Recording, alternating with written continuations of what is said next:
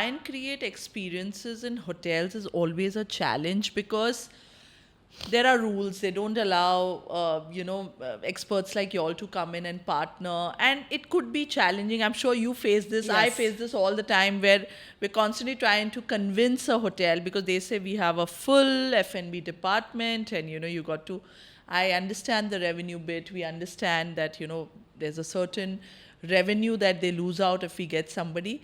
But there are ways to work around it, And what is your take on this? How would you convince a hotel saying, listen, here we are to do something? I mean, at times I don't blame them because I'm friends with so many hoteliers, and it is so SOP'd out for them, and it's almost like a gold standard. Yeah. And for them to, it's really pushing them out of their comfort zone and their day-to-day training and things. That's so horse blinderish for them that it's difficult for them to understand. Like when we do a catering setup, we're working with like rented tables, and you don't have that level of efficiency that you have working in a hotel kitchen. So I think it's also It worries them that it worries them. Yeah. It worries them that maybe food safety is not being met. Absolutely. Or it. I mean, when I we don't work blame them. internationally, Yeah. I feel international hotels have been a little more welcoming that way. Correct. Because they realize that, okay, this is probably the space we can't excel, and to do menus over 3 days and have the Indianness and the kind of variety that the Indian weddings demand for is not typically what they can, live up to with their current setup, especially when we go to resorts and places.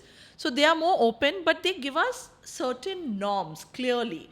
You got to give them the HACCP certificate. You got to do the health and safety test for all the cooks and chefs working.